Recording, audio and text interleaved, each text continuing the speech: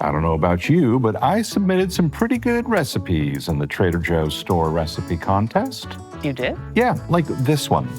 Start with a box of Joe's O's. Okay. Inside the box of Trader Joe's O's, you'll find a bag. Now place your left hand and right hand in opposing positions near the seam at the top of the bag. With a firm yet gentle motion, pull your hands apart to open the bag.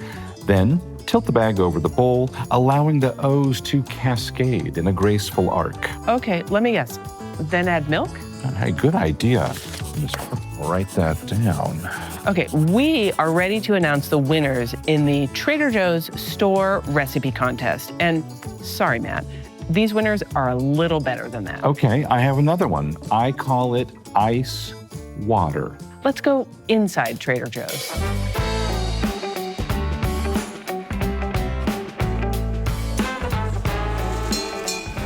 I'm Tara Miller, Director of Words and Phrases and Clauses. And I'm Matt Sloan, the Culture and Innovation Guy at Trader Joe's. The crew at your neighborhood Trader Joe's really knows their Trader Joe's products, and they know what to do with them. Yeah, like eat them. Well, yes, they are good as is. And in the spirit of cooking from scratch, we thought it'd be fun to have a little recipe contest among all of our stores across the country. So you might say that this is a culinarily creative endeavor. And we're sharing the top recipe, the winner of the Trader Joe's Store Recipe Contest 2024 on our Instagram feed, on our website, traderjoes.com. All right, fine. Who won? Wait, first, let's meet the judges. All of them? Well, how long do we have? No, not all of them. We couldn't get everybody in the room, and everybody has things to do, but we do have Emily and Eric. Hi. Welcome. We got 423 recipes submitted for this contest by stores around the country. So that's like 77% of our stores submitted a recipe for this contest.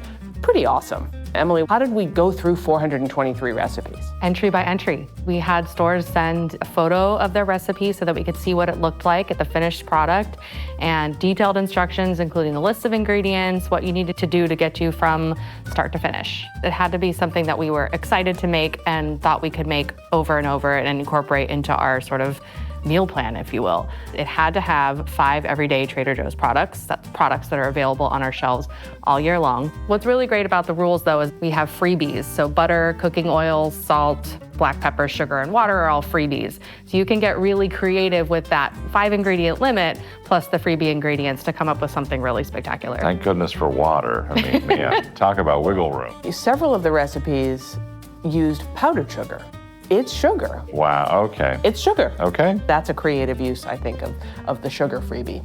And while I'm sure there are times and places where AI is an appropriate resource, I'm glad to hear that no AI was used in the culling through of all of these recipe ideas. Eric, how did you even start to look for things that sound delicious? One of the things that I did was look for the creative titles. Some of them caught my eye. I love a good pun. You know, there was one called "This Pizza is on a Roll." Was it a rolled up pizza? Or pizza sandwich. We had Jicama Chicama tacos, Shrimply the Best Scampi Pizza, an ode to Tina Turner. And let's just take a moment to say thank you for that. That's right. Right? Exactly. And those. My voice cracked. I was so excited about that. Shrimply the best. Another one was My Big Fat Greek Fries, which I think made it to our finals. It did make it to our finals, I really yeah. liked that recipe. Yeah, I did too. That was good eating. Chicky Dog.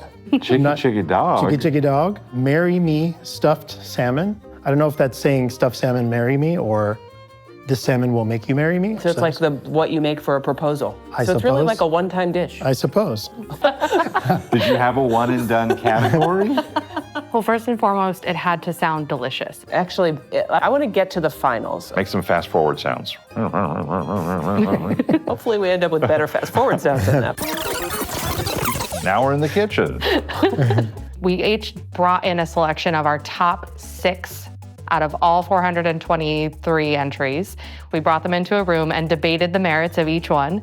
Everything was meathed out for us, so we were able to just come in and cook and follow Kathleen's directions. Our resident recipe developer, Kathleen. Okay, so podcast listeners are familiar with Kathleen. We know Kathleen. Right, she's joined us on the podcast a couple of times. So Absolutely. She made it easy for us. It was an Excel sheet, and it said 1 o'clock, preheat the oven. Oh, it was that. 1:30, take the ingredients out of the refrigerator. We had workstations. Was the phrase "yes, chef" uttered at It any was. time? Multiple Actually, times. yes. it really was, yes. Check. So the recipes get made. There are actual judging sheets with some lines to write some notes, but also 1 through 10, what do I think about the creativity of this recipe? What I think about the flavor? We tasted it and we wrote our notes and almost didn't have time to write our notes, and we were on to the next one just to make sure we got through everything. It's very hard to complain about having to taste things as part of your job. But at the end, it was like, oh boy, that was a lot of food. I thought that it was appropriately methodical and dispassionate. There was a level of objectivity that I found helpful. I actually think the winning product was one of the last things we tasted. It was. Even towards the end, when everyone was really kind of full, it was the runaway winner. We definitely wanted to reward the crew for their time and effort and energy put into this contest, working together, taking the time to figure out a recipe that they could all get behind. So every crew member at the winning store received a gift card.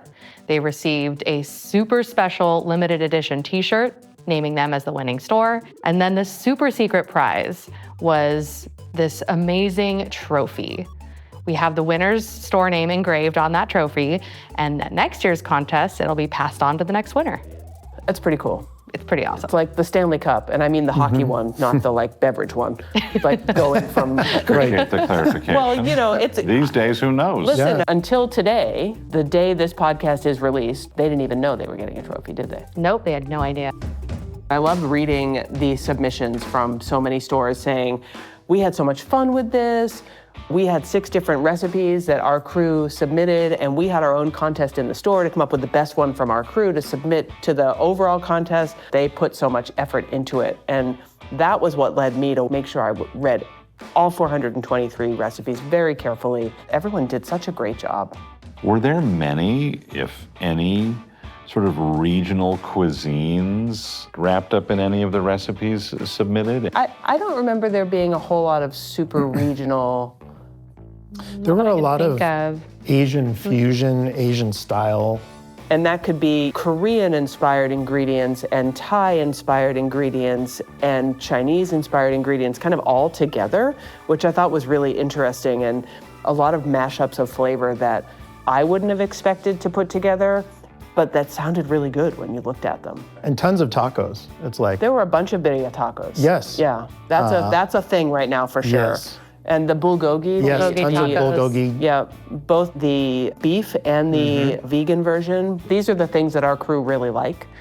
The birria and the bulgogi were definitely 2 big ones. There was a refrigerated cream pie that used freeze-dried blueberries blended into the crust so that the crust tasted like blueberries, but it was also made of cookies. So we had this blueberry cookie crust action going on that was super delicious and also really unexpected. We also had lots of unexpected fill in the blank.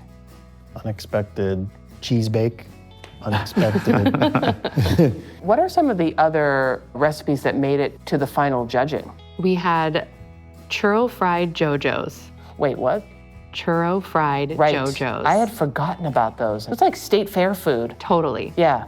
And those were good. Korean caramel corn. It was this really interesting popcorn mix. You pop the seeds from scratch, and then you coat it with toppings with the gochujang paste. I gave that one a lot of points for creativity. I did too. I was really intrigued by that. It was a really good time. Yeah, we ultimately got some really great ideas on what to make for dinner. Thank you both for coming over and hanging out with us. Thanks for having us. Thank you.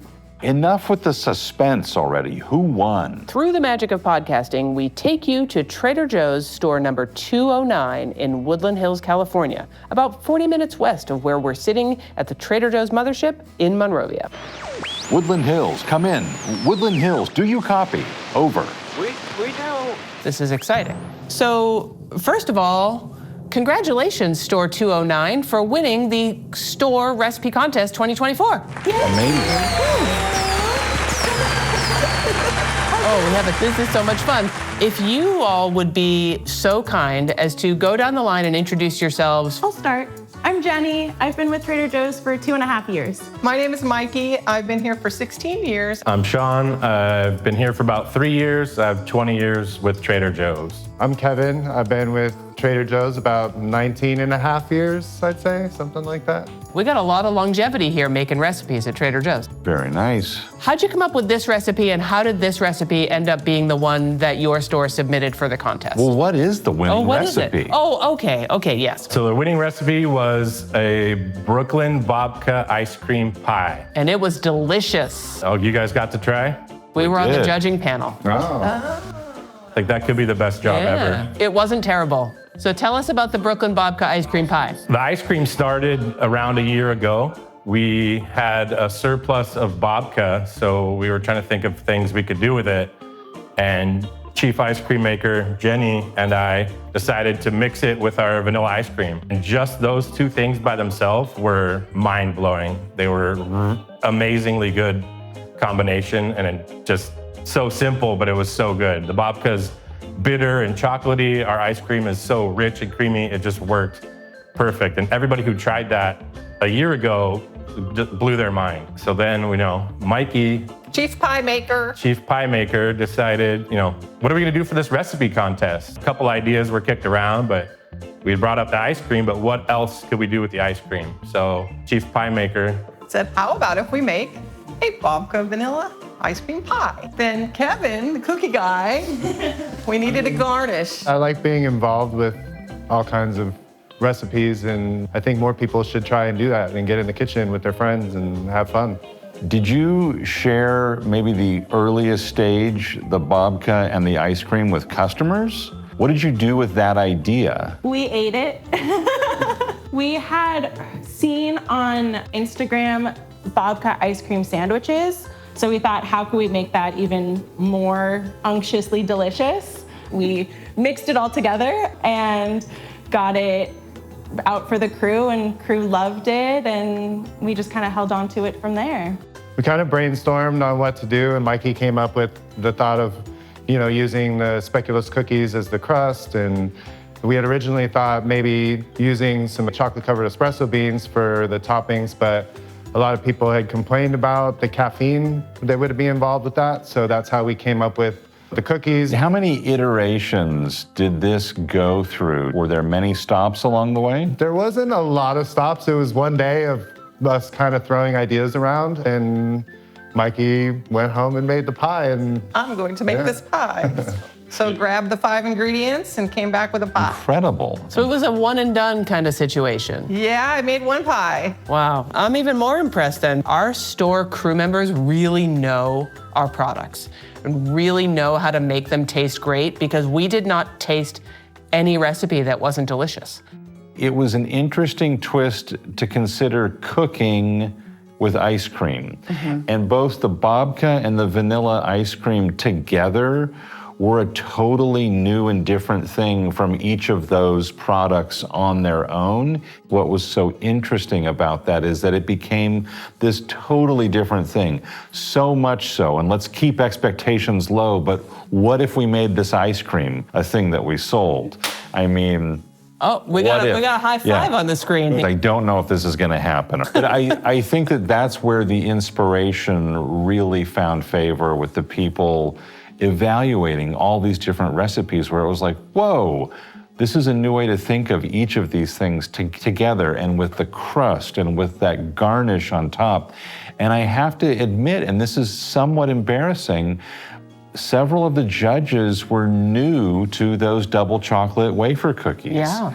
And so thanks for introducing people who should know better to those cookies. I didn't want something that was going to be overly sweet. I know those have kind of like more of that bitter chocolate taste to them, and I thought that they would pair better with the ice cream being super sweet. And that's kind of why I had chose those in the beginning, and they seemed to work out well, so. The other bonus of those cookies, which we didn't realize till after, was they stay crunchy. After you refreeze the pie, they're still crunchy. So it works out even better. and they make a beautiful garnish. For sure. The visual held up and the textural variety across the different layers and components was really impressive. So you all made this as a pie. I'm gonna take this recipe and I'm gonna try it as an ice cream cake in a springform pan, right? Yeah, that was my second option, but I just went for the traditional pan because I thought people would understand it. That was a great move. That was smart. We want to make sure that any recipe that we're choosing is going to be relatively easy for customers to make at home, and not everyone has a springform pan. You could do muffin tin too, large muffins. So it tasted good. Yeah, like individual cupcakes in a muffin tin. Very versatile. Oh. Every ingredient that we put in there is something that we all love. So that's why Sean and I wanted to do something with all those extra babkas that we had at the beginning of all of this, because we really like the babka and we wanted more people to get a chance to like the babka.